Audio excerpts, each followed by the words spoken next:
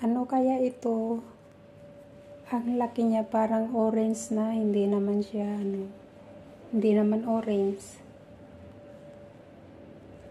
Parang suha, pero hindi rin suha.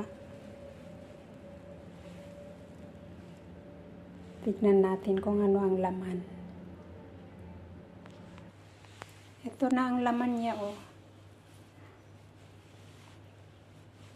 Juicy siya. Napaka-juicy niya. Ganyan ang buto niya.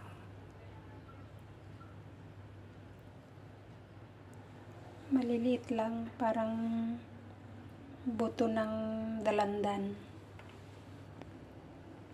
Tikman natin.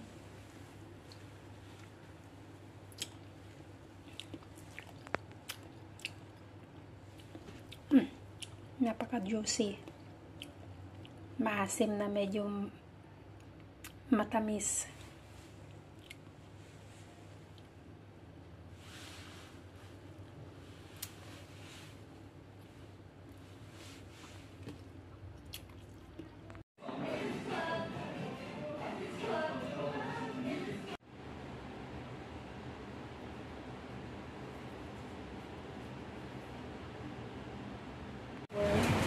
Into Kobe, into Quetta.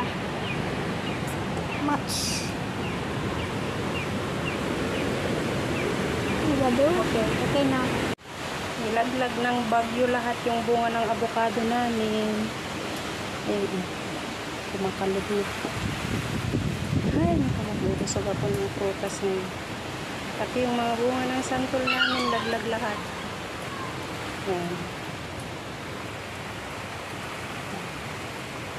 Nagadoti prutas ni.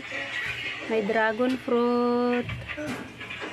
May suha, may santol na bangkok ang laki. Tapos meron akong bayabas. Ay, mahuhulog na. Tapos may pineapple ako. Ang sarap dito sa probinsya, maraming prutas. Mga chocolate yan.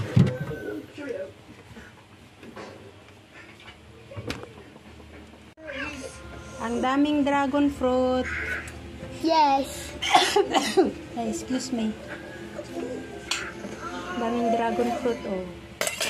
Meron pang bayabas na hinarbes. Libre na, masarap pa. Sa Hong Kong, ang mahal-mahal ng dragon fruit. Maliliit pero ang tatamis nila.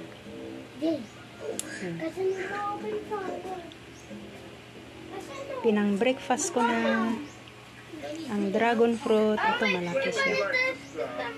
Malaki siya.